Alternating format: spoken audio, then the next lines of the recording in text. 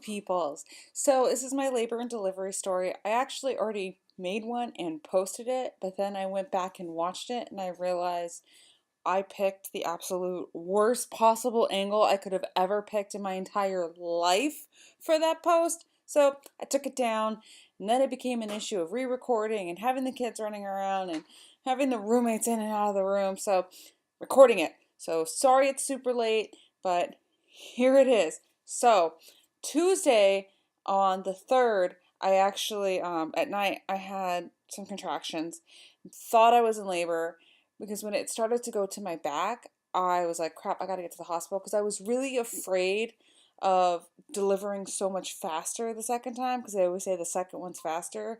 I was afraid of not getting my epidural in time. So as soon as I started to feel pain in my back, I went to the hospital.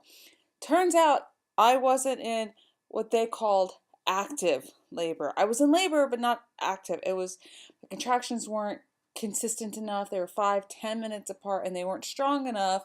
So they sent me home. Now, when they sent me home from the hospital, they told me to come back when my contractions were 2 minutes apart. Now, F that. My doctor has said to me 5 minutes apart for lasting 1 minute for 1 hour. I'm going to stick with that option a little bit more because if I waited until they were 2 minutes apart, she's coming out. And I'm sorry, I am not a hero. I want my epidural. Like, I am one of those.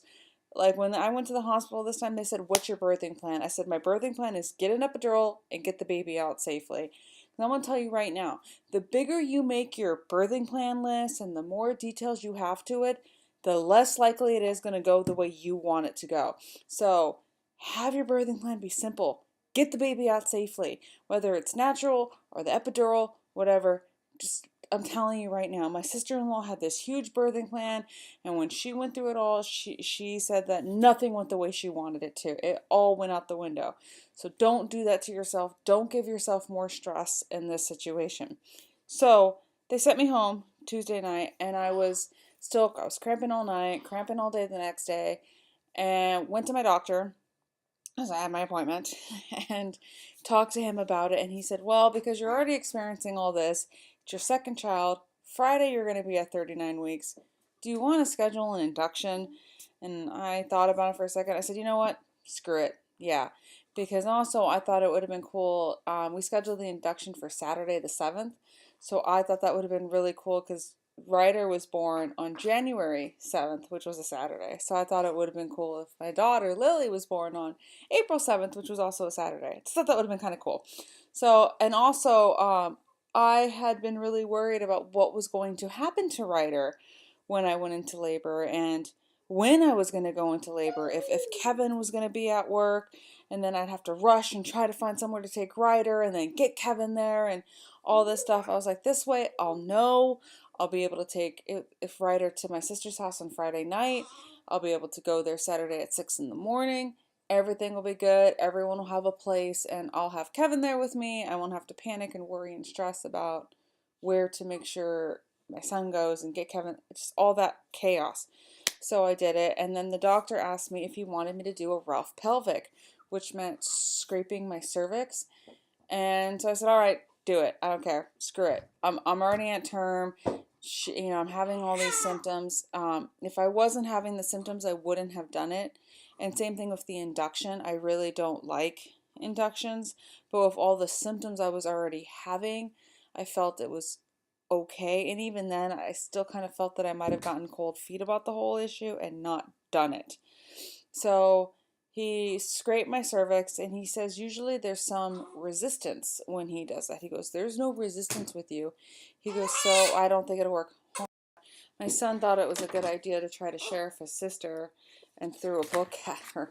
He, by the way, side note, he's actually been really, really, really good with his sister. I am very impressed with how he's been with her. But anyway, so he scraped my cervix. He said usually there's some resistance. There was no resistance with me, so he didn't think it would work. You know, had the induction pending. It was of course up to me, and if I changed my mind, it was no big deal, and sent me on my way. Well, the next morning I woke up. I woke up early, but about 7 o'clock I would say they started, and I started tracking them, writing them down a little note on my phone. And then an hour into it, at 8 o'clock, they started to hurt really bad. So Kevin woke up about halfway, half hour or so into it, and he asked me, he goes, "Hey, how you doing?" And I said, I'm not doing good. I called my mom and everything. My mom is coming into town on the 16th, so she was very upset. She's like, hold it in, don't.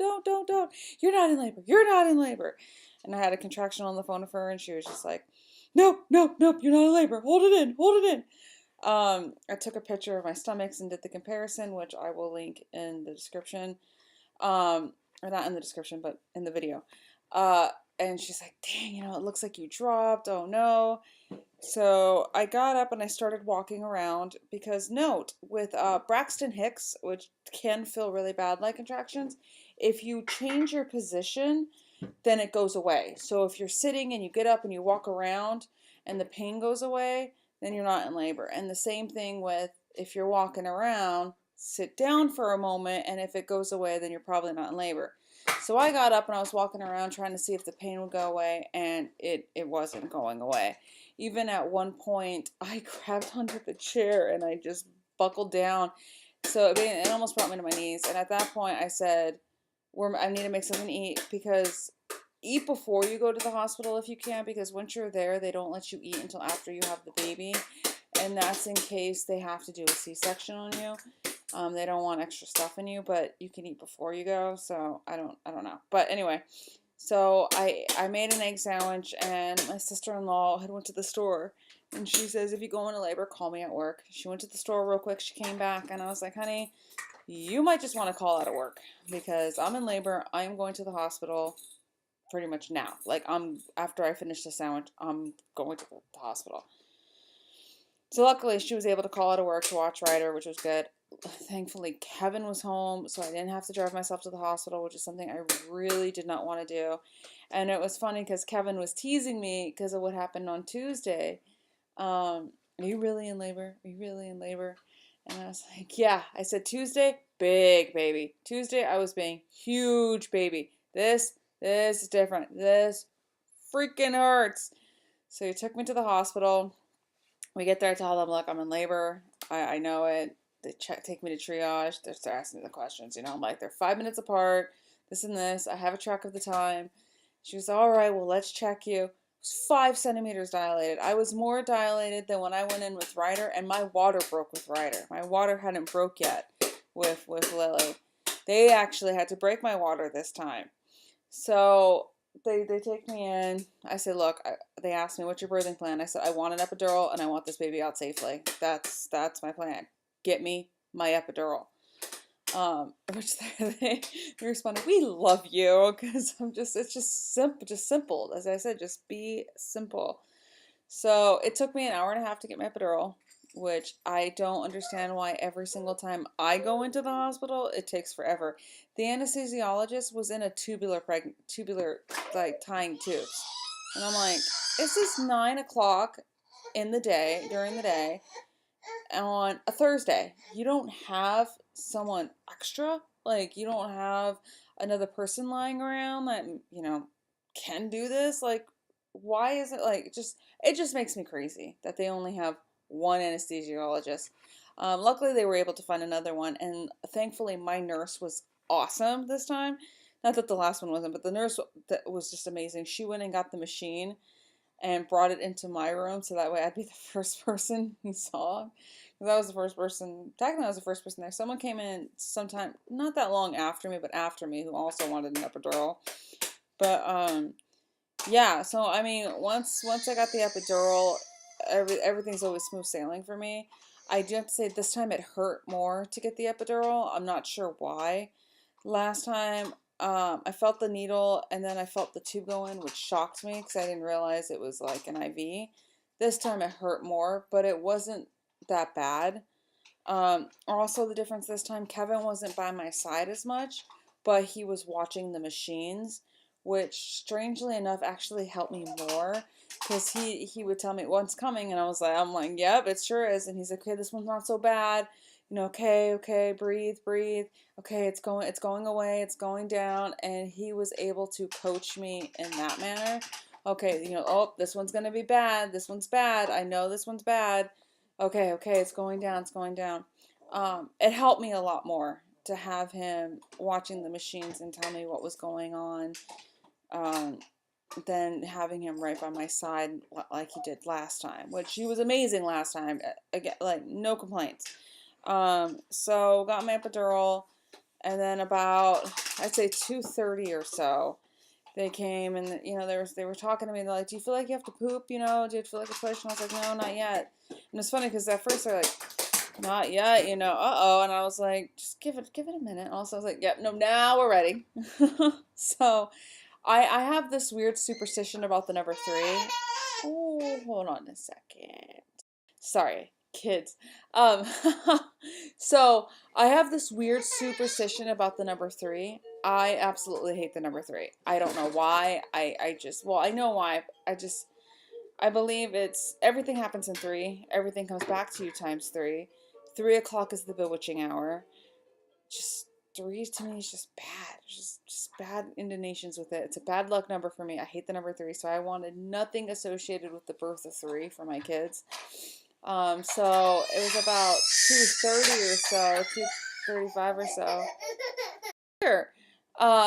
So nothing associated with three. So it was funny because it was getting close to 3 o'clock.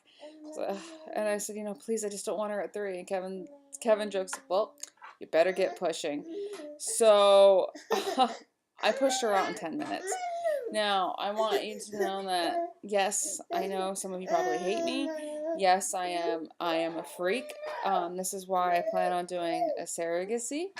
Uh, so yeah, everything was great. She came out screaming and crying and mad at everything, whereas Ryder didn't, which I think I said in his labor video. He did not. He came out and he wouldn't cry. Like they put him on me, he was looking around and everything, so I knew he was okay. And then I always gauge what's going on by the experienced people. The nurses weren't freaking out, so I knew he was okay. But they put him on me and they were like, "Come on, cry for us," and he just went meh, meh, did not want to cry. She pissed off, man. She was screaming and crying, and they threw her on me and all that stuff. And of course, she calms down. Then they take her from me to do more stuff to her. She gets mad again. The nurses are right away. Oh, she's a mama's girl. Yep, she is a mama's girl. And even now, she's the happiest when she's with me. So I think that's kind of funny. It kind of sucks because I can't get anything done. Um, but yes, so that was it. She came out in a total of 8 hours. I know that I am very lucky. I am definitely built for making babies and doing all of this, which again is why I really want to do a surrogacy. I think it's pretty awesome. I think as much headache and frustration as I get with these little bundles of joy, they're really awesome. And pregnancy is so easy on me, might as well help someone else. Um, yeah, but that's it. Babies are here safely and wonderful and happy and all that stuff. And I will post some pictures of stuff after this of Lily. So, bye, guys.